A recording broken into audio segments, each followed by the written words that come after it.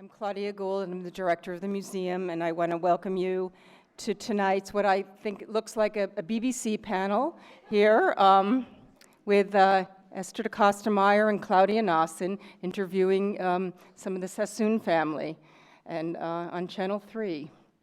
So I am sure you have all seen the show. If you haven't, you know what we're talking about. I don't even need to get into this on why we're here and who we're talking about. I just want to thank really publicly the Sassoon family for being so extraordinary to, as I said before, to open for their time, for their collection, for them helping us find some of their works that actually others helped find even more because they haven't seen or ever seen in their lives, to put it mildly. But it's really Esther de Costa Meyer, who came here, I don't know, 8 or 9 years ago with an incredible proposal to do the Pierre Charot exhibition, which we did, and Claudia joined her. So now we have, Claudia's been working on this show for 7 years. And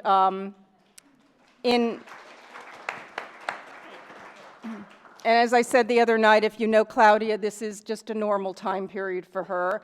But seriously working on it for probably 4.5. And then, but Esther along with her.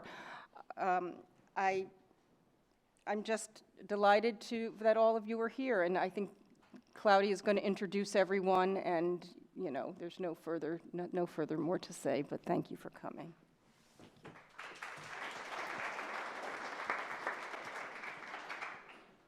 Thank you, everybody, for being here tonight. My name is Claudia Nahson. I'm senior curator at the museum. Esther de Costa Meyer, professor emerita at Princeton University. We're delighted that you're here. The two of us, yes, we started ruminating about it around 7 years ago, but we started working on the show 4.5 years ago. And first of all, we would like to thank ourselves, our guests, because without them, we couldn't have gone as far as we did. Lord Sassoon, James Sassoon, we're going to address him as James. This is Lord Sassoon. Edwina Sassoon, and Lord Cholmondeley, David Cholmondeley.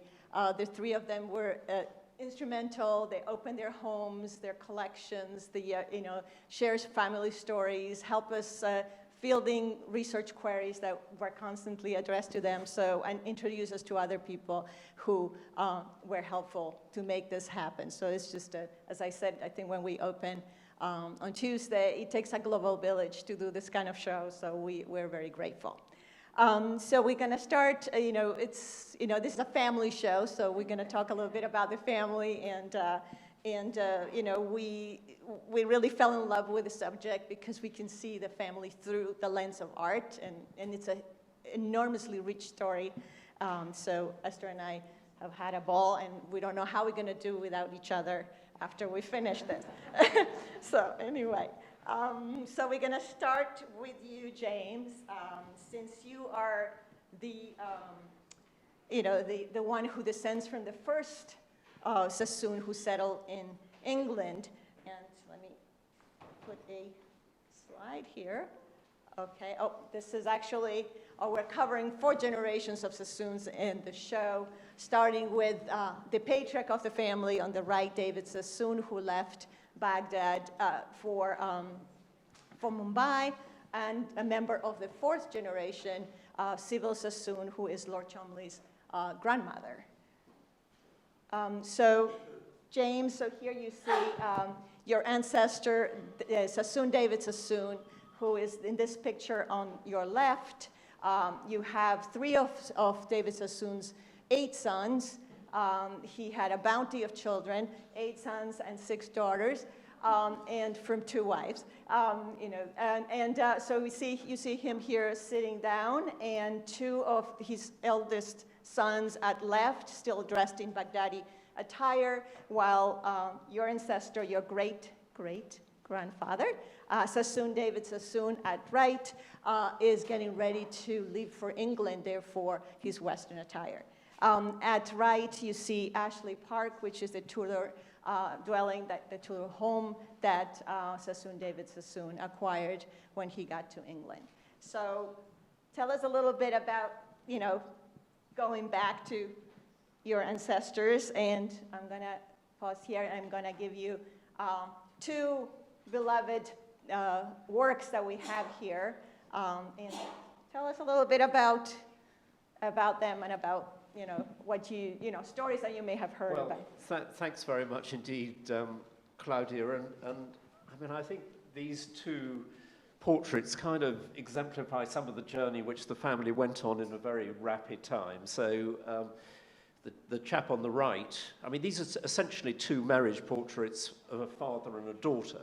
So on the right, it's Esther Sassoon, the young man who a few years later in his late 20s was in that photograph you've just seen, dressed up in very uncomfortable English dress. But this is where he came from. So this is the first of the family born in Bombay in 1832, and at the age of 17, he's about to be married, having been educated back in Baghdad, and here we have a portrait of him, obviously dressed in comfortable Oriental garb. What I think is so interesting, there's so much important Judaica in this exhibition, but the family was clearly incredibly comfortable in a wider Central Asian environment. So when you look at the miniature in the first room, you will see that the inscription is in Persian, the poetry refers to specific Sufi poetry. So this is somebody who comes from a family that's incredibly comfortable in a wide Oriental environment, and yet, immediately after his wedding, he's sent to the newish branch of the family in Shanghai. He's then brought back from Shanghai. He spends a year or two in Bombay. He starts a Hebrew newspaper in Bombay. He's a very cultured man, but they give him the ultimate, I suppose, worst posting in a way by saying in 1858, when he's still in his 20s, go as the first member of the family, the first adult member of the family to start our branch in London. And that's why, if you go back, can we go back to the other photograph, which is the kind of pivotal moment. So clearly the photograph on the left, obviously, Esther, has been sent to the tailor in Bombay to get into this very, very uncomfortable Western dress, which he has to, he's got to arrive in London looking kind of vaguely respectable. And there are his two elder brothers, looking very, very comfortable. We have these two genes, the kind of the bigger gene and the thinner gene, which still are here in the family. We've all got the thinner gene, but and so he goes off age 28 to London, and very quickly, when he gets to England, the American Civil War breaks out, and so he develops, and the cotton doesn't get to the mills of Lancashire. So he has a great business brain, I think, and immediately sees the opportunity to start shipping cotton from Egypt and India, and then the mill business for cotton weaving starts in India, and he is a figure of great affection in Lancashire because he saves their cotton mills, but he drops down dead at the age of 35. So he's been Bombay, Baghdad, Shanghai, London up to Lancashire, and he dies very young. So I think it's kind of an illustration of globalization. Before, we had it, he could come to London, open a bank account with Rothschilds, the papers are all there. These days, 3 years later, he'd be still struggling with all the form filling. But he's the first of the family who then gets a taste for English country life, which we'll come on to, and buys, as Claudia says, the first of the country houses. So it's a remarkable story. And then he has this extraordinary daughter, Rachel, if we go back. So Esther, age 17, at his wedding, and then within 40 years, his daughter, Rachel Sassoon, marries a man called Meyer, and she has this portrait done when she's about 28, at about the time of her wedding. The year of her wedding. And, we'll see greater portraits. You've seen them perhaps in the exhibition already from David's branch of the family, but You can see. There she is in the exhibition. there she is in the exhibition. With So, a Corot that from her collection, which is right in the next room. she's painted by a now forgotten but then sought after society painter, an Irish painter called Henry Jones Thaddeus. But the interesting thing about her is that she becomes, a decade later, the owner and editor of two of our Sunday national newspapers in the UK, the Sunday Times and the Observer, the first woman in the UK to be a national newspaper editor. Sort of helped that she owned the papers, but she was a friend and great supporter of our then dominant Liberal Prime Minister Gladstone. She knew his daughter particularly, I think, very well from an early age. They used to go to concerts. So Rachel, who was actually born in Bombay the year her father left for England, I mean, the family was split up at lots of times in this period, and within 30 years, you know, she looks like she's kind of entirely comfortable, and she's doing these rather amazing things as a newspaper editor. She breaks the key piece of evidence on the Dreyfus affair that ultimately leads to Dreyfus's retrial and release, because she gets this awful man Esterhazy to London and has the great scoop. Yes. So that's more than enough about them. But I think absolutely. They are absolutely. As you'll hear that James calls SD, because you know, the practice among Baghdadi Jews is that you bear the name of your father as middle name, and it becomes extremely complicated in the intricate Sassoon family tree. So it's like he's Sassoon, David Sassoon. So and then it piles up, and at the end we have to parcel out between all the Moselles and the Rachels because the names kept repeating themselves. So just wanted to add that. So let me advance a question for you, David. Of course, we're looking at your magnificent ancestral home, Houghton Hall, which Esther and I had the incredible honor, pleasure, privilege to visit and being hosted by you. And you showed us your collections, which are incredibly impressive. And this wall of sargents couldn't be here without your loans. So the house really kind of was brought back to life through your grandmother, Sybil Sassoon, both in terms of renovation, architectural, and also the art that she acquired for the home. So can you tell us a bit more expand on her role in bringing this magnificent home and the history of the home? Yes. Thank you. Thank you so much. Thank you, Claudia. And my grandmother, Sybil, brought up in Paris. Her mother was a Rothschild, and married Edward Sassoon, who was the son of Albert, the older son of David.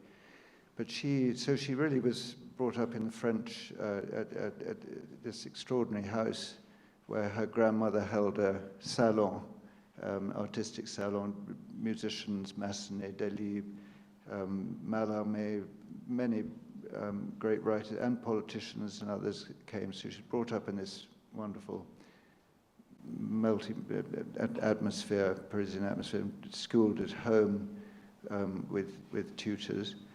But her mother died when she was 12 or 13. Her father soon after. Father was a MP a member of Parliament in England, Edward.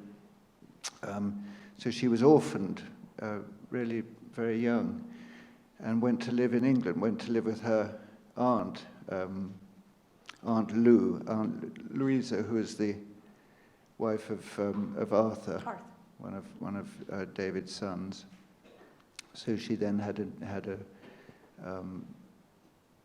English life. Her brother was already there, Philip, who went to Eton and then Oxford, and followed his father as MP for Hythe in Folkestone. And she developed and met my grandfather,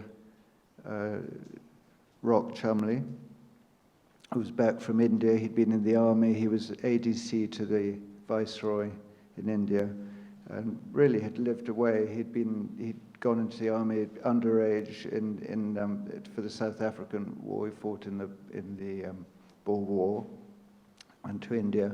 So he'd really came back to England after 15 years. Met my grandmother, and they married in 1913, just before the war. He then went to fight, and they managed to get Houghton back from his father, who had rented the place for 30 years. It had really been a white elephant in the family. Cholmondeleys had tried to sell it for 150 years since they'd inherited it from the Walpoles. It was a house that was built by our first Prime Minister, Robert Walpole, 1720s, came into the Cholmondeley family in 1800, just before 1800. Anyway, it was rented to different families from about 1880 because they couldn't sell it, so it was easier to rent it as a sort of sporting estate, shooting estate. My grandparents, I say, got it. They had to sort of pay a sum to the current lessee. I got it back during the First World War and moved there 1919 as soon as they could, really, and set about restoring it and all the plumbing, the electricity, the roof was in terrible state. There was a death watch beetle, and my grandmother, with her inheritance from her parents, was able to bring all that into and really save the place. And so that's really the story of how she came there. And Just add a word. Sure. Because, Sorry. David is incredibly modest, but, I mean, do any of you in the room know Houghton? Yeah, one or two hands going up, but, next time you come to the UK, go and see this house. This is one of the most beautiful houses in England, and what David and Rose are doing now with the contemporary art you have in the summer, really brilliantly done, gardens in memory of your grandmother. I mean, this is a sort of living house thanks to you, and it might seem a bit of a way out of London, but do go and visit, because it is. Absolutely. It's been wonderful. open to the public for nearly 50 years, over 50 years now, yes. And my grandmother lived there for 70 years. She died in 1989. And she really made it the place it is. You've got that wonderful hedge, haven't you? Which, when you look from above, says Sybil. Yes, by an artist called Anya Galaccio, who created this. It's a piece you can only see from above. Anyway, thank you. Thank you, David. So we're going to turn to Edwina, and then Esther is going to take over. But Edwina, there you see your beloved great aunt, Hannah Gabi, this beautiful picture of her.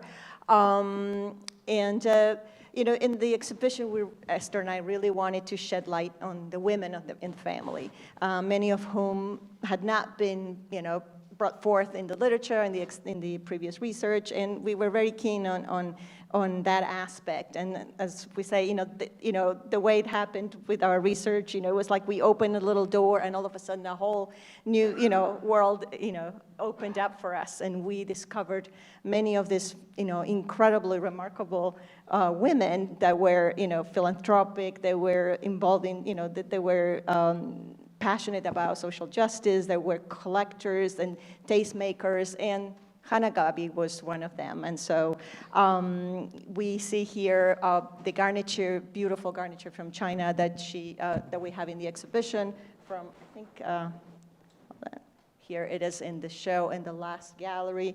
And we also have a snuff box that she presented to Queen Mary. This was a kind of a tradition among the Sassoon family members in England to present the royals with gifts for either a holiday or for Queen Mary's birthday. And we have a beautiful case with this little jewel-like objects in the exhibition. So I know that you have promised an anecdote, which we are we're very excited to hear about Hannah Gubby and Queen Mary. So please share with us, and also any reminiscence about Hannah, because we'd love to hear. She's one of our favorite women in the show. Thank you, thank you. Well, I was interested because the photograph that you have of Hannah in the exhibition, she's also sitting on the ground. On the ground. So I thought, well, maybe she always spent her time sitting on the ground, but she didn't. She was my great aunt, and I knew her up to about the age of 9 or 10. And I remember going to Trent to visit her a couple of times with my aunt, Betty. And I remember going, and this house was just filled from top to toe with treasures. Big, little, my eyes were out on stalks. I'd never seen anything like it. And I was brought up with a story about her that you probably know that Queen Mary was quite entitled, and it's quite a common story, but she and Hannah, who were great friends, were great collectors together. But Queen Mary did rather like, suddenly she'd see something, and before you knew it, if it was yours, it was no longer yours. And so if she came to tea, Hannah would hide things from her because she didn't really want to lose them.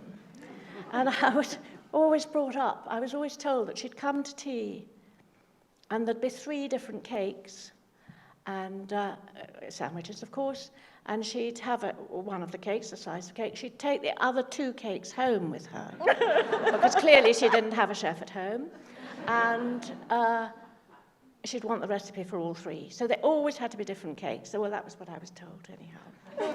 And I have a very, very fond memory. I have a beautiful bracelet of hers, and I really, really loved her, and I saw her quite a bit. I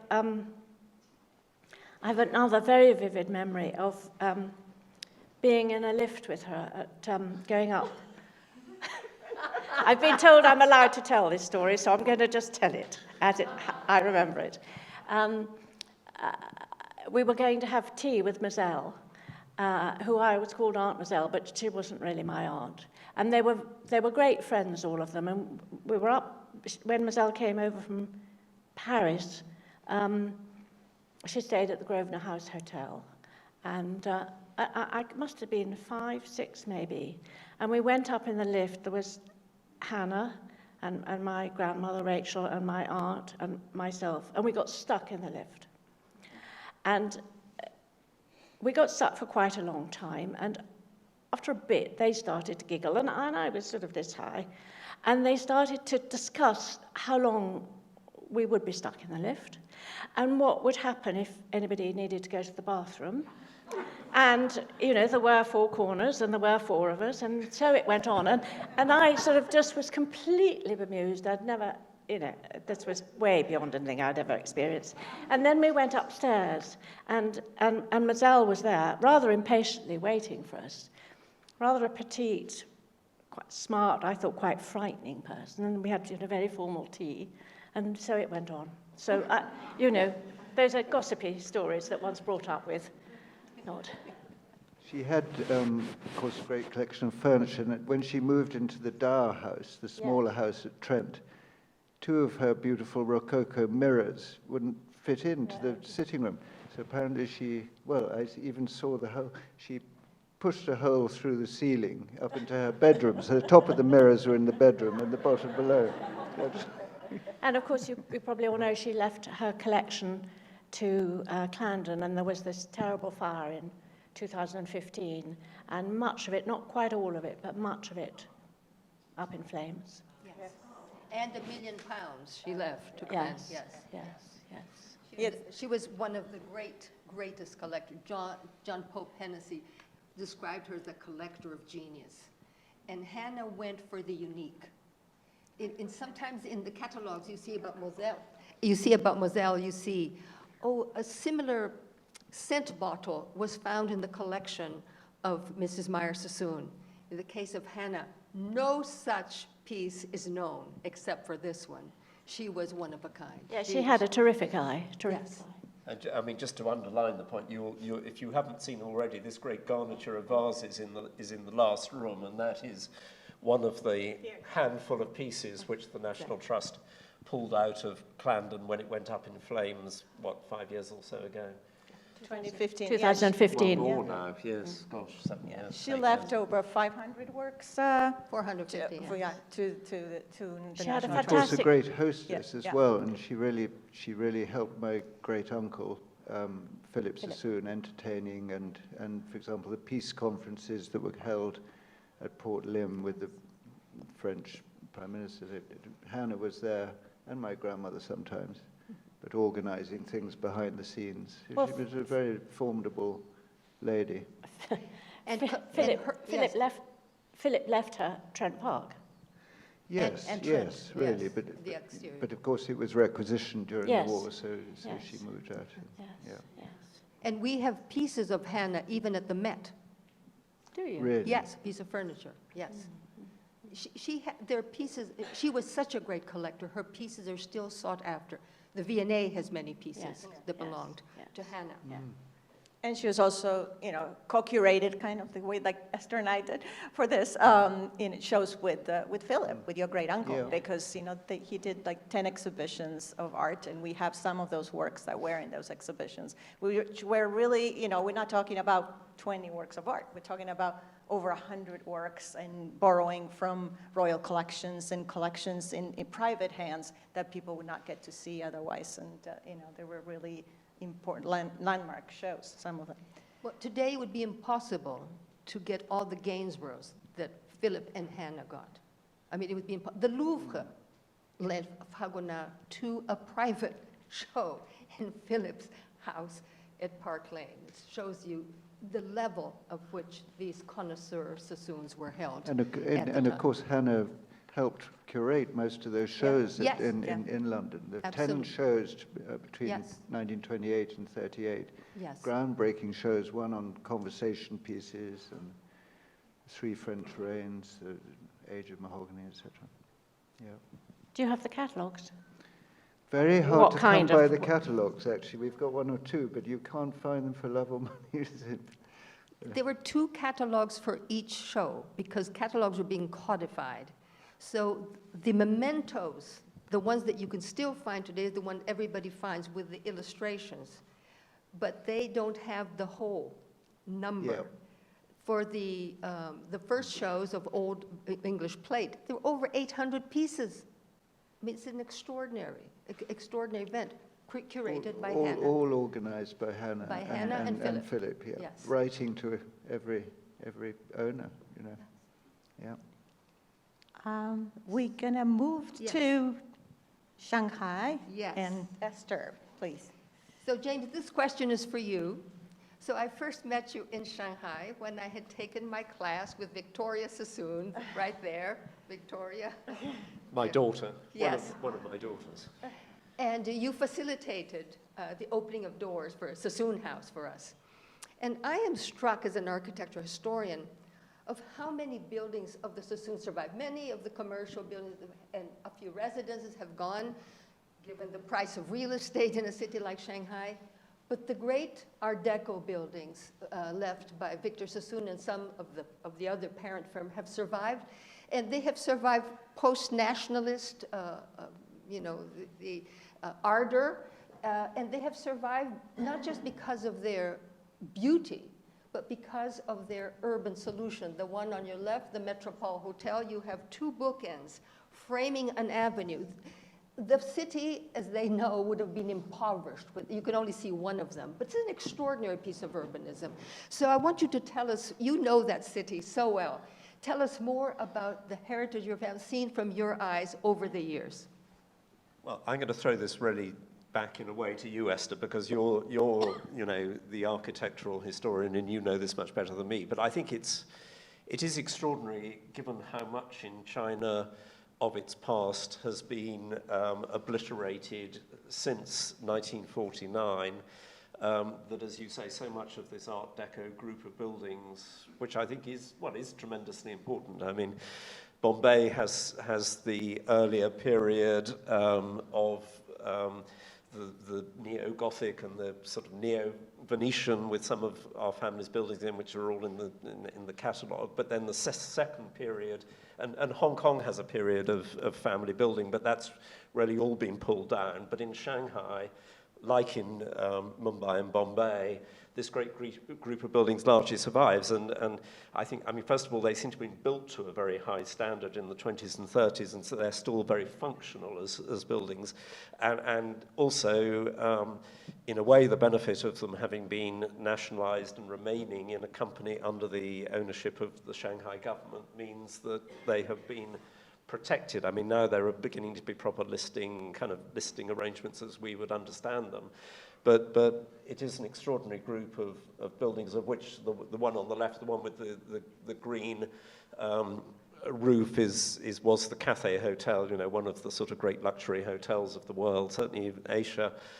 Now the Peace Hotel, restored in recent years, that is there on the Bund and very recognizable, but you only have to go a few streets back or a few streets along and there's all the rest of this art deco. But I mean, how do you rate, I mean, we're in a city of great art deco, but it's kind of, how does it compare with New York art deco? Because it's sort of slightly different, isn't it? It is very different, but you mentioned Bombay. So David Sassoon arrives in Bombay.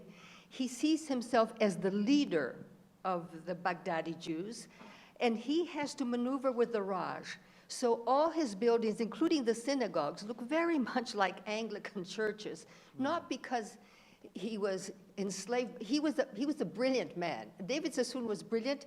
He was a strategic thinker, and he thought like a chess player, what are the consequences? So he wanted to bring up the profile of the Baghdadi Jews, showing them on par with the British. His grandson arrives, great-grandson, arrives almost 100 years to the year at Shanghai. Shanghai didn't have a viceroy, didn't have a governor of Bombay. It just had the merchants and the municipal council. He was not going to blend in. He was going to stand out. And this was the first skyscraper in Asia, and it was an avant-garde building built with a Chinese contractor who was able to build in the marshy soil of Shanghai a building of this height. And then, not content with that, he then goes on to build ever greater and higher and taller buildings. These buildings had sprinklers. They had trash chutes. They had dumb waiters that went from the kitchens for a residence like the Metropole and the Hamilton House. They would have been considered avant-garde in New York. This is Victor Sassoon. Victor's buildings would have been considered avant-garde had they been built here. And he was looking at New York with the tripartite shaft, base, and capitol here. But they After could the almost. Japanese, sorry, after you. But they could almost have been New York. Yes, yes. Yeah. After the Japanese invasion, when they took, I've seen photos showing apartments decorated in Japanese style, I mean, and buildings presumably built for the Japanese during that period as well by Victor. You pointed that out. We were so enchanted, we put it in the catalog. Yes. Because it's extraordinary. It's a short period. Yes, but it's extraordinary. Yeah. Japanese flats for non-Japanese is written in the photograph. I mean, unbelievable. And have we got time to just dwell for a couple of minutes? Because I think it's kind of important and, well, maybe, I mean, interesting for any audience, but in New York, as you know, one thinks about where people were fleeing from Nazi Germany to. So in this period, Victor Sassoon, you know, within a decade or so of building these buildings, was part of the operation to, with the Japanese who were now the invading power who'd taken over very large parts of China, managed to establish an enclave in Shanghai, which becomes a safe haven for many people fleeing from Europe, which is a story that the Chinese have just begun to allow to be told, and is a small but an extraordinary sort of feature of the Second World War period. And then, of course, though Victor hangs on to all the property in Shanghai, and then it goes with the communist takeover in 1949. They say they didn't nationalize it, they just put very, very high tax bills on, I mean, not just on our family, but all the foreigners who were doing business in China, and said, you know, we're not nationalizing anything, but here's an extremely high tax bill. If you can't pay it, you know, we can have some assets instead. So that was the end of it. But the good thing is it's all still there, and people like Esther are, you know, kind of are telling the story. So that's great. We have so much to talk about, but and I have to go on with the second question. Because we could have continued this one. This is a passion. Anyway, this question is for David. David, there's some aspects of the story that we cannot tell in the exhibition, but we have told in the catalog. And one characteristic of the Sassoons that hasn't been well told in all the books is the extraordinary aptitude of the Sassoons for classical music. And this begins early on already with Albert in Sanssouci, where he already had Italian music, opera, for example. Rubin had musical events in his house in London, with Saint-Saëns in his house, the young Philip. But there's also Rachel, who was a composer, Rachel Sassoon Beer, who was a composer. Her brother, who was a violinist. They were not how can I say, they were not professional musicians, but they were not amateurs. They were high above that. Your Sybil, your grandmother, and your uncle, and Sybil in particular, and Aline, of course, and her mother, Cécile Anspa, but you and your sister are coming out of that with love of music. So I wish you would talk more to us and share with us the family's... Yes, I think my grandmother's musical life and talent came from her mother, from Aline de Rothschild, who was an accomplished pianist. And then she would have met in Paris these musicians. But yes, music, and especially piano, was always very important to her. And she became very friendly with Arthur Rubinstein, Horowitz, Dino Lipatti, who used to practice for concerts from her house. She had a lovely piano, two pianos, one chosen by Rubinstein, one by Horowitz. And then she was very friendly with Toscanini, Arturo Toscanini, and traveled with him in America with the orchestra, you know, going around from town to town in trains.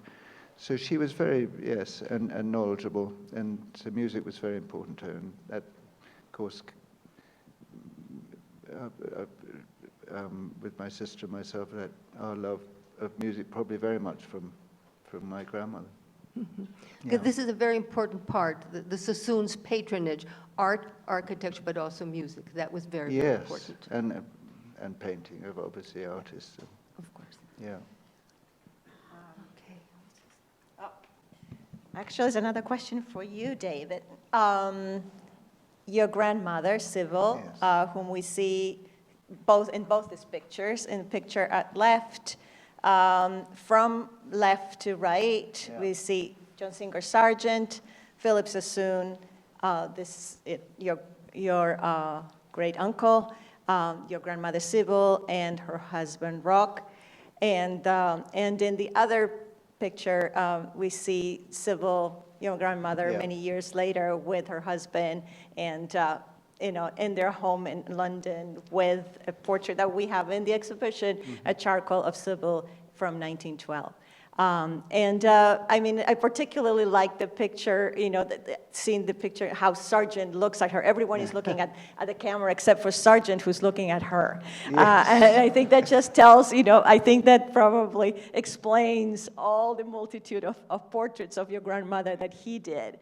And so she was both a sitter and a friend of the painter. And so I just wanted to ask you, we wanted to know more about, you know. This must be from the 1920s. Yeah. I think it's in Philip's house in his constituency, Port Lim. Mm-hmm. And yes, Sargent was a frequent visitor, and had really become a friend through their mother, through Aline, who, of course, he'd painted. Actually, I'm going to move yeah. to the portraits that we have in the gallery and actually show you the parade of portraits here, Yes. part of what we have right now, which means that David Aline doesn't on have them on the wall. They're not a hout and they're here. Yes.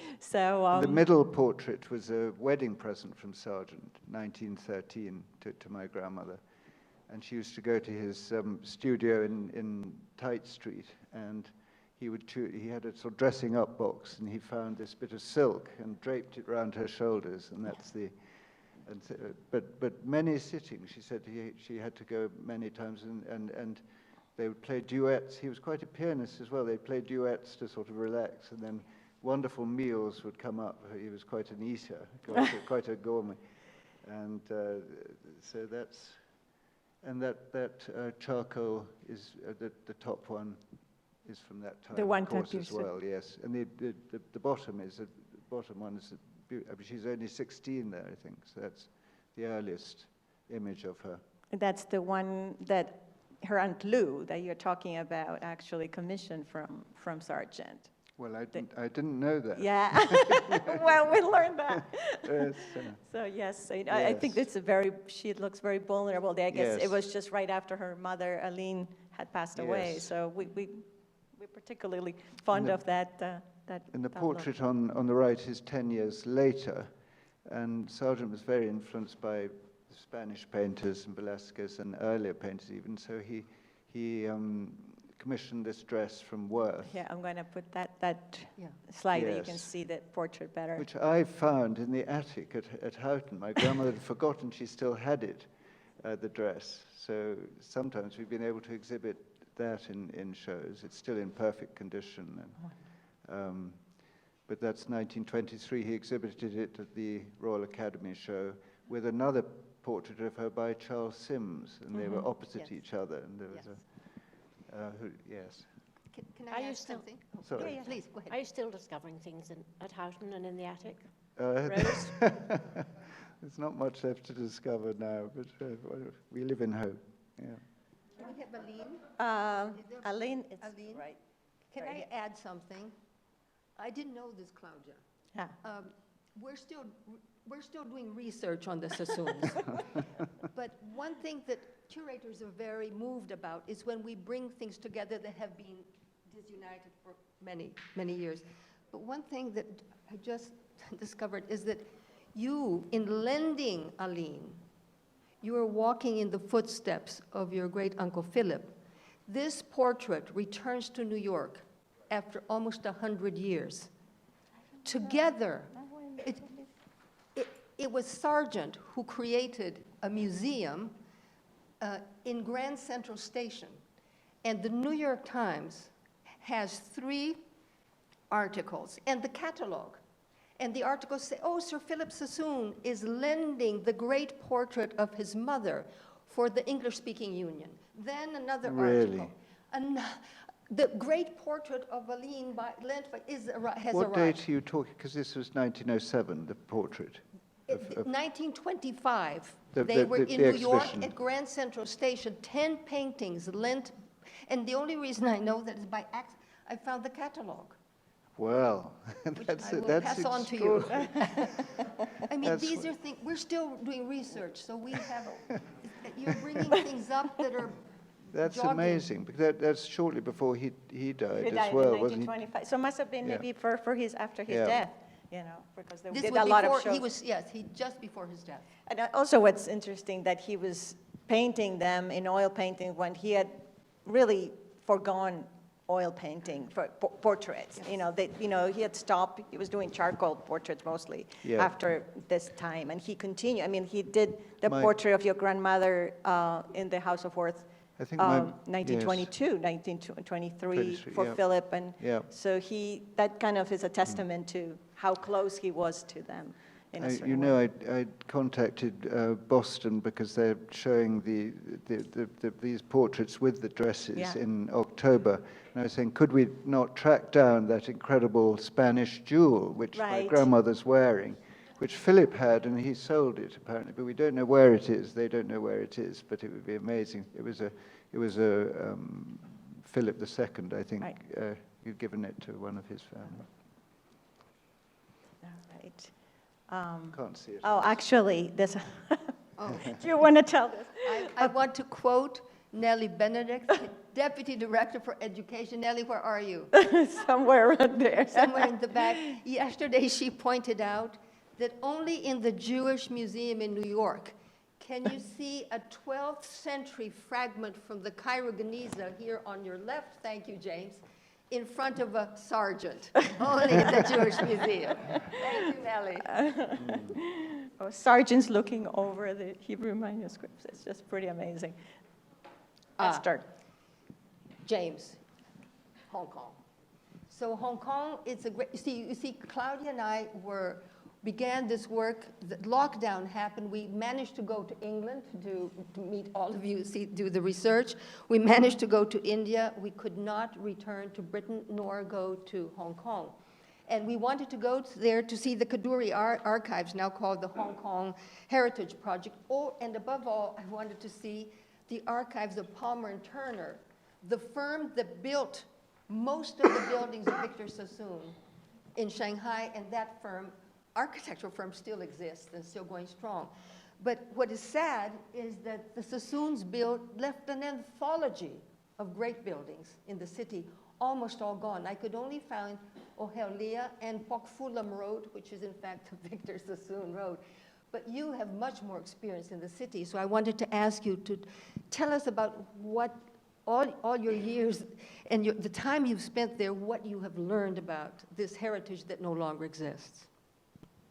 Yeah, well, it is. I mean, it's sort of a big hole in the kind of Asian footprint of the family, in the sense that, as we've been discussing, a lot of Bombay property was from family houses to public institutions, the famous Sassoon Library, which is still much loved there, all there. As we've been discussing, the much later building in Shanghai, very much of it left, but in Hong Kong, so little. I mean, there are synagogues in all three cities. There's the picture here. Synagogues in Pune in India, in Brighton. So the synagogues are all there, and the one in Hong Kong is there. But the sad thing is that the family held on to the property in China too long and sold out very early the property in Hong Kong. But I worked for 7 or 8 years until fairly recently for the great Scottish controlled conglomerate Jardine Matheson, and interestingly, the blocks of property in central Hong Kong, I mean, the physical blocks are still there, and a lot of it is within their business Hong Kong land. So it's still at the center of Hong Kong, but it's now in 20th or 21st century office buildings. Perhaps one of the rather more unfortunate business decisions of the family was that one of David's sons was a founding director of HSBC, the Hong Kong and Shanghai Banking Corporation, and it's said that his contribution, I mean, I've read it, that his contribution to the founding capital of HSBC was the site on which their headquarters stands. Now, I don't think that's quite right, but at the very start of HSBC, there was a block of land there which did come through the family's hands, and which I think they sold rather than gave. And so, for those of you who know Hong Kong, the perhaps most prominent and great modern building of Hong Kong, the HSBC headquarters sits there as a sort of a shadow reminder of the Sassoon presence. But in a way, it's kind of sad that there's very little left now in Hong Kong. That brings up, if I can just say something, Claudia and I were moved in India at the warmth, at the recognition of the name. We went to see the old folks' home in Iwara. All the buildings... In Pune. In Pune, sorry. Yeah. All the buildings have been, the little bungalows. And we arrived there by cab, and we were looking around. They said, what can we help you? We barely said, we are doing an exhibit on the Sassoons. We barely finished the name. go call the director. They opened every door. And that, those buildings have survived nationalism, partition, ethno-nationalism now with the Hindu, right? And they tried to change the names of the two Sassoon hospitals, and the medical staff and the nurses revolted, and the name remains. So that has survived. And in Hong Kong, it's so sad that there is the photographs, the albums retain this shadowy, spectral memory, and the books, of course. But so our show wanted to evoke also in the catalog this beautiful past that has been destroyed. So. Well said. Esther is our, she's, as I said, I think the day before yesterday when we had our reception here, because of the lockdown, we couldn't continue the trail that we were doing, the research trips to China, but I have seen these buildings through Esther's eyes and through her expertise. And it's like I've been there without being there, so I'm always moved when she talks about this part because, that's how I learned so much from Esther during this research. Edwina, we wanted to know about, because you're the only Sassoon who is a Sassoon on both sides. Now that is, if one side is complicated, two sides is, it's almost beyond comprehension. But your other side, so on your maternal side, you descend from the side of the family we're dealing with in the show, and from the paternal side, the roots go back to Aleppo, is it? Yes. But my grandfather on my mother's side came down from David Sassoon through his second wife. So there you have it. So that was a double Sassoon on my mother's side. and then on my father's side, both my grandparents were Sassoons also. But coming from a different area. Sassoon was a very, very common name. And as you probably know, in Hebrew, it means joy. Mm-hmm. So it's been really lovely for me to have, and maybe for James too, I don't know, probably not, too soppy, to have a name which means joy. Oh, that is lovely, lovely, lovely. You wanted to ask David about... Yes. So, we can go forward maybe. Yes. Thank you. Yes, so David, right behind you. So the Sassoon story is usually recently associated to Great Britain, of course, with good reason. But actually the story has very strong, it's an international story. This is a family with a cosmopolitan reach that passes belief. I mean, it's extraordinary. But they had a strong French connection. Rachel Sassoon, of course, the great journalist that James was talking about, the beautiful portrait that you saw. At her death, Christie sold her collection of 160 works. There were 15 paintings by Corot, 2 by Courbet, a drawing by Corot. I mean, and she knew French. But of course, your grandmother and granduncle were born in Hôtel de Marigny of the Rothschild. Moselle grew up in France and spent much of her time in France. She built this chateau where, like Philip, she received the same royalty, Churchill, I mean, the same kind of people. She frequented Park Lane. They were very close. And she was, of course, a great collector of French art. Like Philip and Aline, that was her field. Hannah and the two sisters-in-law, Hannah Gubby and Moselle Sassoon, clearly had this, they did not compete.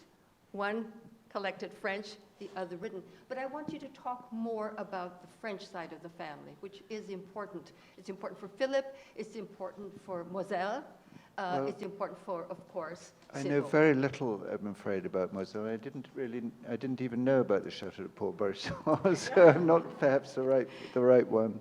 And really, my grandmother's side, it was so much it was the Rothschild side, not Sassoon. So, right. But yes, I mean, of course, her grandfather had also this chateau outside Paris, Chateau de la Versine. So they entertained there as well. That was, I think, near Chantilly. And Philip, when he chose the muralist for both Port Lim and Park Lane, he chose the same artist that had worked for his grandfather at the Château de la Versine, Giuseppe Maria Sert. Sert, yes, so, yes. So and he that's was how very, he would have known.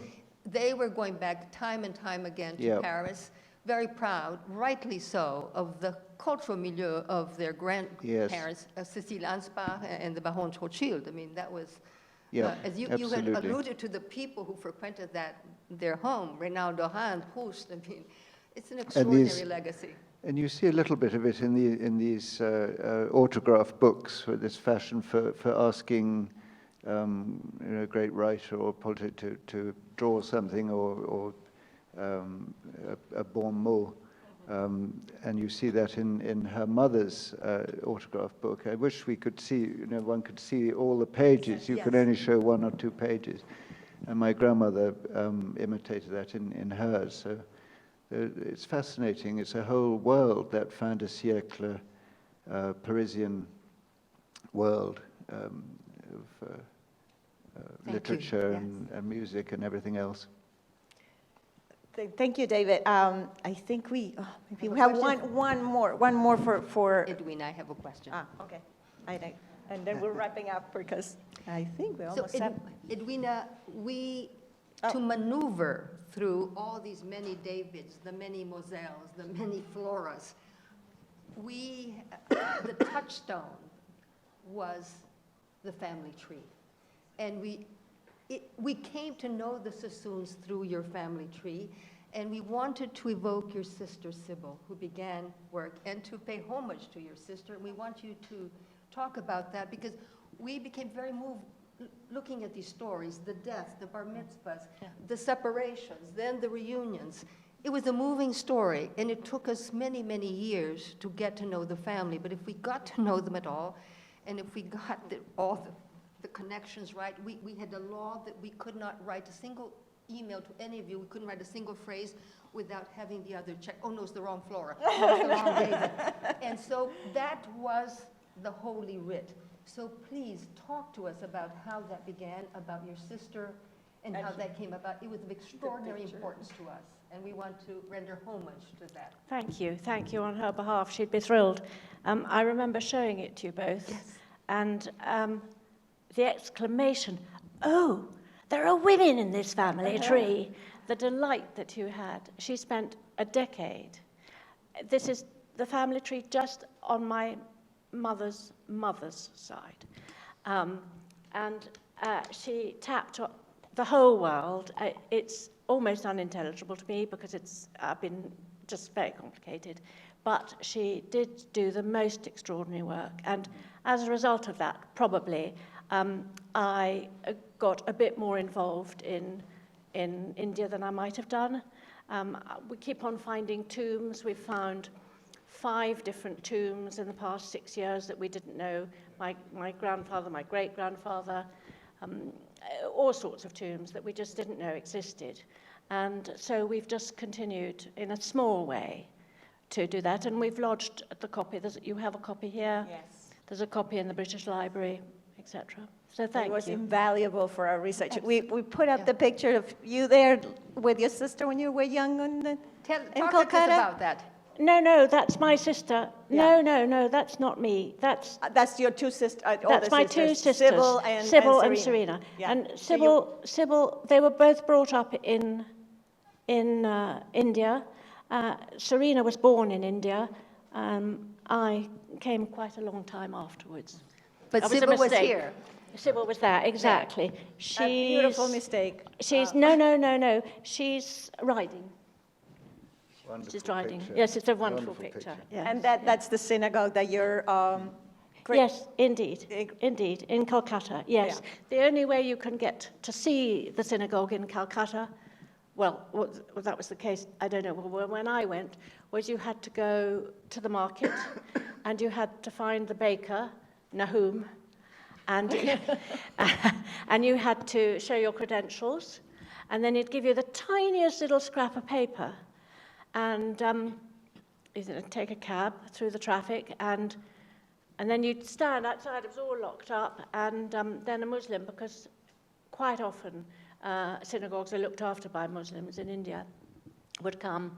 I remember a small man with a scarf around him, watching my every move as I went round the synagogues. But it's not easy. I think when you went to Pune, it was much, much easier. Yeah. I think that the security is a little less tight, but certainly when I went to Calcutta, it was unbelievably tight. Thanks for sharing that, Edwina. We started with you, Jamie, we're gonna end with you. Since not only you're a Sassoon, but you also are connected to this house through your mother, who was a chef. So I think this is a befitting ending for this. It's just kind of like, tell us about how that connection and about your mother being here as a child and seeing the show now in those very rooms where your mother was here when she was young. Well, thanks, Claudia. I mean, this has all got so complicated. Who is related to who? And, and now you bring another complication in. But it was it was a kind of very happy start to this whole project. I mean, I was very nervous about the whole project, but when Esther first and Claudia surfaced it and they brought it to a kind of magnificent, well, it's not an end because their research continues, but I think it's fantastic. But what they didn't know, and which is a happy coincidence for me, is obviously this is an exhibition about my father's family, but my mother was a Schiff, and her great uncle Jacob Schiff was the great banker rival of J.P. Morgan, as people know. His daughter, Frieda Schiff, marries Max Warburg, and, well, in 1944, gives the house to the Jewish Theological Seminary, and it becomes the museum. But actually, in the start of the Second World War, my mother, her sister, her mother, her grandmother, and the ladies' maid, so these 5 women arrive by ship from London, and they start the war with their cousin Frieda Schiff Warburg in this house. My mother was only, I think, 9 at the time, and I think Frieda, who was already well into her 60s, was quite probably a forbidding woman, and she was actually, I think, thinking of disposing, had already tried to dispose of this house once. So actually my mother has happier memories of the country house out at White Plains, Woodlands, their house out there, which is still there now. But actually, I mean, it reminded me that coming back to, well, first of all, there are all sorts of connections because the Schiffs were a Frankfurt family, lived in the adjoining house to the Rothschilds. Right. So in fact, in fact, Jacob Schiff was Frieda's father was born in Frankfurt, as my grandfather was. So there we have that rather extraordinary connection. And then the last one, we talked about the remarkable Rachel and her newspaper editing, right. But actually the cousins, so my mother gets very friendly as a 9-year-old with 2 of her first cousins who are both at least 20 years older, Carola Warburg Rothschild, as she became, unrelated New York Rothschild, who was one of the daughters here, but the other cousin, the Schiff cousin that she stayed close to all their lives was Dorothy Dolly Schiff, of course, the New York Post proprietor, and she became very fond of her. She was, as I say, 20 years older, and I remember my memories of my parents coming to New York was that they would always come back with what seemed as a young boy, something rather exotic because we didn't have them in England, which were the, what do you call them here, the badges, the cheap political pin badges, buttons. Yeah. And apart from the fact that I was told I mustn't play with them too much because I would prick my fingers, but so Dolly Schiff would be handing over the buttons for whichever Democrat candidate she was promoting at the time. So that's my kind of first memory of connections with this house. But it's so wonderful that you brought it all together in the way that you have, and we're incredibly grateful because actually the catalogue, which when you get a chance to read it, I mean, there's quite a lot being written on the family that's partial and not always accurate, and what you've done is really breaking new ground, and I think establishes, I mean, in a way that's marvelous for us, this artistic legacy that we've talked about, which I hope people will enjoy seeing. Thank you. Thank you. Thank you.